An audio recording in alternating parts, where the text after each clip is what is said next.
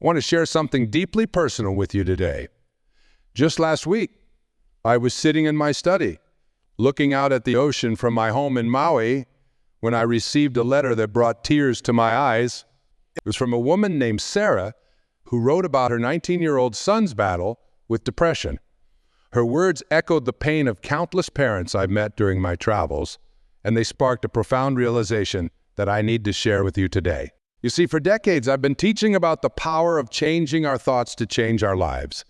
But today, we're going to dive deeper into something that many of us struggle with, yet few dare to discuss openly: the transformative power of suffering. Not just how to endure it, but how to let it become your greatest teacher. Let me ask you something. When was the last time you looked at your pain and said, "Thank you for showing up in my life"?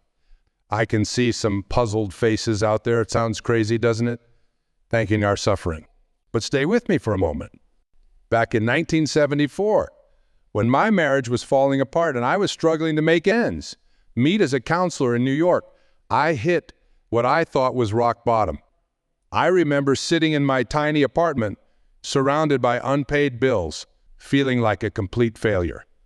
My children were asking questions I couldn't answer, and the shame was overwhelming. That suffering felt like a prison cell, with walls closing in tighter every. But here's the miracle that changed everything. One morning while I was taking a walk in Central Park, feeling sorry for myself, I saw an elderly man feeding pigeons.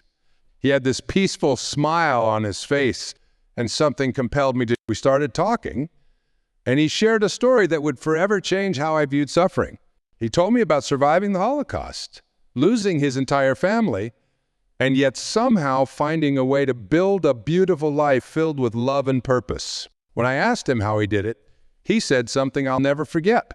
"Young man, suffering is inevitable, but being its prisoner is optional. Every moment of pain carries a lesson waiting to be discovered." Those words hit me like a bolt of lightning. Here I was, wallowing in self-pity over my failed marriage and financial troubles, while this man had transformed unimaginable suffering into wisdom. That day, I began to look at my pain differently. Instead of asking, "Why is this happening to me?" I started asking, "What is this trying to teach me?" And you know what? The answers began flowing like a river. My financial struggles taught me the difference between wants and needs, between material success and true fulfillingness. The pain of my divorce showed me parts of myself I had been avoiding: my fear of vulnerability, my need to control everything, my tendency to blame others for my unhappiness. Now, I want you to close your eyes for a moment. Think about the suffering that's present in your life right now. Maybe it's a relationship that's falling apart. Perhaps it's a health challenge that's testing your limits. It could be financial stress keeping you up at night. Whatever it is, I want you to imagine that suffering not as a wall, but as a doorway to understanding yourself more deeply, to growing stronger, to becoming more of who you're meant to be. Let me share another story that illustrates this perfectly. In 2008, I met a young woman named Rachel at one of my workshops in Chicago. She had been diagnosed with multiple sclerosis at the age of 32. Her first reaction, naturally, was despair. She'd been a dancer all her life, and suddenly her body was betraying her. The suffering was intense, not just physically, but emotionally and spiritually. But Rachel did something remarkable. She decided to let her suffering teach her instead of break her. She told me, "Wayne, when I couldn't dance anymore, I thought my life was over. But then I realized that dance wasn't just about movement. It was about expressing joy and connecting with others. So I started teaching dance to children with disabilities. Now, instead of mourning what I've lost, I'm celebrating what I can give." Do you see what happened there? Rachel turned her prison into a school. Her suffering became her source of service to others. And here's the beautiful paradox. The more she focused on helping others through their struggles, the less power her own suffering had over her. This brings me to a crucial point about suffering that most people miss. Suffering becomes a prison when we resist it, when we fight against it, when we ask, "Why me?" But it becomes a school when we approach it with curiosity, when we ask, "What can I learn from this? And how can this make me stronger?" I remember counseling a successful businessman who lost everything in the 2008 financial crisis. He came to me angry, bitter, and broken. His suffering had become his identity. Every conversation revolved around what he had lost, who had wronged him, how unfair life was. He was the perfect example of someone who had turned their suffering into a prison. One day I asked him to do something that seemed counterintuitive. I asked him to write a thank you letter to his bankruptcy. Yes, you heard that right. Thank you letter to the very thing that had caused him so much pain. He thought I was crazy, but he did it anyway. And in the process of writing that letter, something shifted. He began to see how his financial collapse had exposed the emptiness of his previous life, how it had brought him closer to his family, how it had forced him to rediscover what truly mattered. That's the power of transforming your suffering from a prison into a school. It's about shifting your perspective from this shouldn't be happening to what is this teaching me about myself and life. Now, I can hear some of you thinking, but Wayne, you don't understand how bad my situation is. And you're right. I don't know the specifics of your suffering, but I know this. Every person in this room has the capacity to transform their relationship with suffering. Every single one of you has the power to turn your pain into purpose. Think about a diamond for a moment. Do you know how a diamond is created? It's formed under intense pressure and heat deep within the earth. Without that pressure, it would remain just a lump of coal. Your suffering is like that pressure. It has the potential to transform you into something more beautiful and valuable than you can imagine. But here's the key. This transformation doesn't happen automatically. It requires a conscious choice. You must choose to be a student rather than a prisoner of your suffering. And that choice often needs to be made again and again, sometimes more. I want to share a practice that has helped thousands of my students make this shift. I call it the thank you teacher practice. Whenever you encounter suffering, whether it's a minor annoyance or a major life crisis, pause for a moment and ask yourself these three questions. First, what is this situation trying to teach me about myself? Second, how might this challenge be preparing me for something important in my future? Third, what strength or wisdom might I develop by facing this with courage? Just asking these questions begins to shift your relationship with suffering. It moves you from victim to student, from prisoner to learner. And in that shift lies the seed of your transformation. Let me tell you about Maria, a woman I met during a seminar in Detroit back in 2012. She raised her hand during the session, and I'll never forget the pain in her voice when she spoke. She had lost her 16-year-old daughter in a car accident 2 years earlier, and she was drowning in grief. How, she asked me, can any parent turn this kind of suffering into a school? Oh, the room fell silent. You could hear a pin drop. And in that moment, I shared with her what I'm about to share with you, something that might challenge everything you believe about suffering. I asked Maria to stand up, and I walked down from the stage to stand beside her. Maria, I said, I want you to close your eyes. Everyone in this room, please close your eyes with us. Now imagine you're suffering not as a solid wall of pain, but as a series of waves. Some waves are enormous, threatening to overwhelm you. Others are smaller, but they keep coming. Can you feel those waves? Maria, she nodded, tears streaming down her face. Now imagine you're not standing on the shore trying to stop these waves. Instead, you're learning to surf them. Each wave of grief, each moment of pain is teaching you something about love, about life, about what it means to be human. I shared with Maria how, in my own life, I had watched my father die when I was just 3 years old. He was in a tuberculosis hospital, and I wasn't even allowed to hug him goodbye. For years, that pain felt like a... But as I grew older, I began to understand how that early loss shaped my capacity for compassion, my drive to help others, my understanding of the preciousness of each moment. Maria, I continued, your daughter's life was a gift. And yes, her loss is an unfathomable pain. But what if, and I know this is difficult to consider, what if your suffering could become a gift to others? What if your journey through grief could help another parent feel less alone? What if your daughter's memory could inspire something beautiful in the world? 6 months later, Maria wrote to me. She had started a support group for grieving parents in her community. She told me that in helping others navigate their pain, she had found a way to keep her daughter's spirit alive. Her suffering hadn't diminished, but it had transformed from a prison of isolation into a school of profound connection and service. Now, I want everyone in this room to think about your own suffering. Stand up if you're able. Yes, everyone, please stand. Now put your hand on your heart. Feel it beating. Feel the life flowing through you.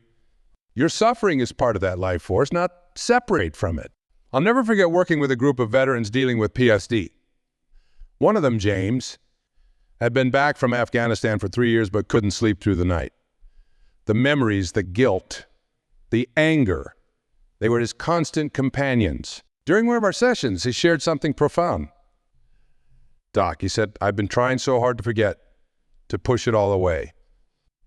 But maybe I need to listen to what these memories are trying to tell me. That was his turning point. James started journaling about his experiences. He began connecting with other veterans, not to relive the trauma, but to understand his lessons. He discovered that his suffering had given him a unique ability to reach soldiers who were struggling to transition back to civilian life. His pain became his credential. His battles became his testimony. Let me ask you something. How many of you have ever had your heart broken? Raise your hand.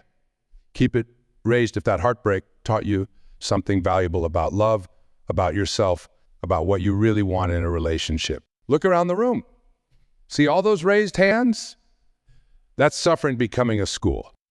In 2014, I worked with a woman named Patricia who had been diagnosed with stage 4 breast cancer. She came to me not for healing. Her doctors had already told her the cancer was terminal. But for understanding, Wayne, she said, I don't want to waste this experience. I don't want my suffering to be meaningless. Together, we explored what her illness was teaching her. She discovered that facing her mortality had stripped away all the pretenses in her life. She stopped worrying about what others thought of her. She began telling people she loved them without hesitation. She forgave old grudges that suddenly seemed ridiculous in the face of limited time. Patricia lived for 8 more months, but in those months, she touched more lives than many people do in decades. She started recording video messages for her grandchildren, sharing not just memories, but wisdom that had come directly from her suffering. She told me, cancer is my greatest teacher. It's teaching me how to truly. Now, I want you to take out the notebook and pen you were given when you came in. Write down your current greatest source of suffering. Just one sentence. Got it? Now, underneath that, I want you to write and continue writing for just 2 minutes. What is this suffering trying to teach you? Don't think too hard about it. Just let the words flow. It's a gal of 2 minutes for writing. Would anyone like to share what they wrote? Thank you for that courage. You see, when we share our suffering and its lessons, we create a ripple effect of healing and understanding. Let me tell you about an exercise I developed called the suffering timeline. Take your notebook again. Draw a horizontal line across the page. On this line, mark 3 points of significant suffering in your past. Now, beneath each point, write down what that experience taught you, how it changed you, what strengths it revealed in you. I did this exercise with a group of divorced parents once. Tom, a father of 2, marked his divorce as his deepest point of suffering. But when he examined what that experience had taught him, he was amazed. He had learned to cook for his kids, to really listen when they spoke, to be both mother and father when needed. His suffering had made him a more complete human being. Suffering becomes a prison when we believe we're going through it alone. It becomes a school when we recognize it as part of the universal human experience. That's why I want you to turn to the person next to you right now. Share one lesson you've learned from your suffering. Just one sentence. Go ahead. Allow time for sharing. Did you feel that connection? That's what happens when we stop hiding our suffering and start seeing it as a source of wisdom and connection. I remember working with a young artist named David who had lost his ability to paint due to a degenerative eye condition. He was angry, depressed, convinced his life was over. But as we worked together, he began to see how his condition was forcing him to explore art in new ways. He started creating sculptures, using his hands to see what his eyes no longer could. Today, his tactile art installations help sighted people understand what it's like to navigate the world without vision. His suffering became not just his school, but a bridge of understanding for others. Now, I want to share a powerful truth that took me decades to understand. Suffering has a rhythm, like music. Sometimes it's intense, overwhelming, like a crescendo. Other times it's subtle, barely noticeable, like a soft bass. The key is not to resist either state, but to learn from both. Think about physical exercise for a moment. When you're building muscle, you're actually creating tiny tears in your muscle fibers. It's uncomfortable, sometimes painful. But without that stress, without that suffering, the muscle wouldn't grow stronger. Your emotional and spiritual suffering works the same way. It's breaking down old patterns to make room for new strength. I worked with a couple, Robert and Lisa, who had lost their home in a fire. Everything they owned of photos, memories, treasures collected over a lifetime, gone in hours. But instead of letting this loss imprison them in bitterness, they chose to let it teach them. They learned about the difference between memories and mementos. They discovered how little they actually needed to be happy. Most importantly, they learned that home isn't a place. It's the love you share with others. Take out your notebooks one more time. I want you to write down 3 ways your current suffering might be preparing you for something important in your future. What skills is it teaching you? What understanding is it deepening? What strengths is it developing? Now here's the challenging part. I want you to find something to be grateful for in your suffering. Yes, grateful, because gratitude is the key that transforms the prison into a school. When we can find even a small thing to be thankful for in our pain, we begin to take back our power. I want to share something deeply personal with you that I've never shared in quite this way before. In 1992, when I was diagnosed with a serious heart condition, my whole world seemed to collapse in on itself. Here I was, Wayne Dyer, the self-help teacher who had written books about taking control of your life, and suddenly I couldn't even control my own heartbeat. The irony wasn't lost on me. I remember lying in that sterile hospital room the night before my surgery, listening to the beeping of monitors and feeling more vulnerable than I had ever felt in my life. The doctors had been clear. Without immediate surgery, my chances weren't good. And in that moment of complete powerlessness, something extraordinary happened. A nurse named Grace came into my room for her night shift. She wasn't supposed to stay long, just check my vitals, but something in my expression must have caught her attention. She pulled up a chair and sat with me. Dr. Dyer, she said, I've been working in this cardiac unit for 20 years, and I've noticed something remarkable. The patients who fight against their condition, who see it as an enemy to be defeated, often have the hardest recoveries. But those who approach their illness as a teacher, they're the ones who not only heal, but transform. Those words hit me like a thunderbolt. I had been spending hours asking, why me? When I should have been asking, what is this trying to teach me? That night in that hospital room, I made a decision that would change everything. I decided to become a student of my suffering rather than its victim. I want everyone in this room to stand up right now. Yes, everyone. Even if you're tired, even if you're uncomfortable. Now, put your hand over your heart. Feel its beating. Feel the life force flowing through you. Every heartbeat is a reminder that you're alive, that you're here, that you have the capacity to learn and grow and transform. Now close your eyes. Think about the suffering that brought you here today. Maybe it's a broken relationship. Maybe it's a health crisis like mine. Maybe it's the loss of someone you love. Whatever it is, I want you to imagine that suffering taking human form. See it sitting across from you at a table. What would it say to you if it could speak? What lessons is it trying to teach you that you might be resisting? Pause for 30 seconds. Open your eyes, but stay standing. Look around this room. Every person here has their own story of suffering. Every person here is carrying their own pain. But here's the miracle: we're all still standing. We're all still learning. We're all still growing. Let me tell you about Jennifer, a woman I worked with just months before I retired from one-on-one counseling. She came to me after losing her job of 20 years. She was 55, divorced with 2 children in college. Her savings were depleting rapidly, and her fear was consuming her. Wayne, she said in our first session, I feel like I'm in free fall. Instead of immediately trying to help her find a new job, I asked her to do something that probably seemed crazy at the time. I asked her to write a thank you letter to her job loss. Yes, you heard that right. A thank you letter to the very thing that was causing her so much pain. Jennifer looked at me like I had lost my mind, but she trusted the process, and what came out of that exercise was extraordinary. As she wrote, she realized that her job, while financially secure, had been slowly killing her spirit for years. She had stayed because of fear, not passion. Her suffering was teaching her about courage, about authenticity, about trusting her own voice. 6 months later, Jennifer started her own consulting business, something she had dreamed about for years, but never had the courage to pursue. Her income wasn't yet what it had been, but her joy, her sense of purpose, her aliveness, these were immeasurable. Now I want you all to take out those notebooks again. We're going to do something powerful. Draw a line down the middle of a fresh page. On the left side, write down your current greatest source of suffering. Just one sentence. On the right side, I want you to write. This is teaching me, and then complete that sentence. Allow 1 minute for writing. Would anyone like to share what they wrote? Thank you for that courage.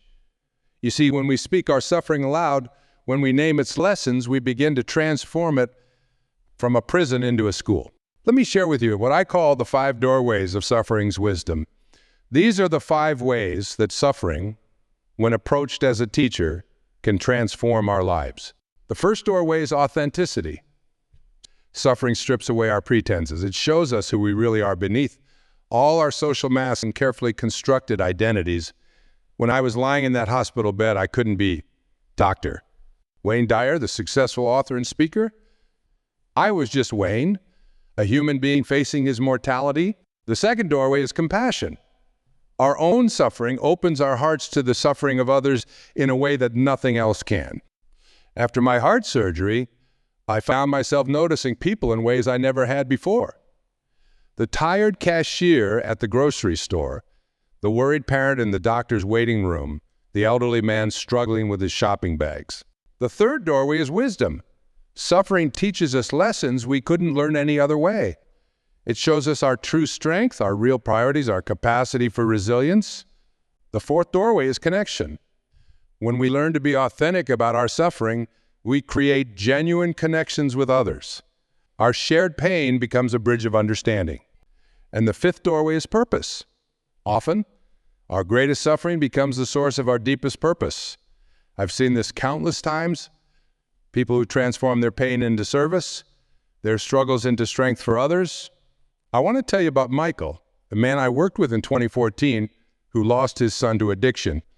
His grief was overwhelming, but instead of letting it imprison him, he chose to let it teach him. Today, he runs one of the most successful recovery programs in the country, helping other parents and their children find their way through addiction. Stand up again, everyone. Find a partner, someone you haven't spoken to yet today. I want you to share with each other which of these 5 doorways resonates most with your current suffering. Take turns speaking and listening, 1 minute each. Thank you for that sharing. You've just experienced the power of the fourth doorway, connection. Your suffering, when shared with an open heart, creates bonds of understanding that transcend ordinary social interactions. Now, I want to introduce you to what I call the daily suffering transformation practice. This is something I developed during my own recovery, and I've seen it change countless lives. Take out your notebooks one last time. Write down these 4 questions. What is my suffering trying to teach me today? How's this challenge preparing me for something greater? What strength am I developing through this experience? How can I use this lesson to help others? Every morning for the next 30 days, I want you to spend 5 minutes with these questions before you start your day. Write down your answers, even if they're just a few words. Watch how your relationship with your suffering begins to change. Let me share one final story. In 2015, just months before my transition, I received a letter from a woman named Catherine. 20 years earlier, she had attended one of my seminars during a time of deep depression. And she wrote to tell me what had happened since then. She said, Wayne, when you talked about suffering being a school rather than a prison, something shifted in me.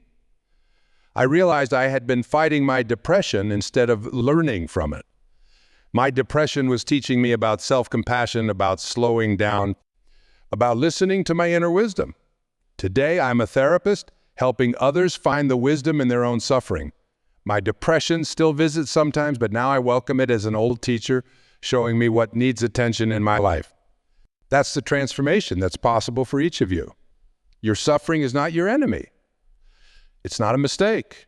It's not a punishment. It's a fierce teacher, offering you lessons that can transform not only your life, but the lives of countless others. As we come to the close of our time together, I want you to make a sacred commitment to yourself. Put your hand on your heart one more time. Close your eyes. Repeat after me. I commit to being a student of my suffering, not its prisoner. I choose to learn, to grow, to transform. I trust that my pain has purpose. I open myself to the wisdom within my challenges. I commit to using my lessons to help others. Open your eyes. Feel the energy in this room. Feel the potential for transformation that exists within each of you. Your suffering can become your greatest teacher, your most profound source of wisdom, your path to deep and lasting transformation. Remember, the choice between prison and school is yours to make every single day. Choose to be a student. Choose to learn, choose to grow, and know that you're not alone in this journey. Every person in this room, every person you meet, every single human being is learning these lessons in their own way. Let me leave you with this final thought. In all my years of teaching, in all my experiences of suffering and transformation, I've come to believe that our pain is not a punishment from the universe. It's an invitation to grow, to learn, to become more than we ever thought possible. Your suffering is not the end of your story. It's the beginning of your transformation. Thank you, and God bless you all.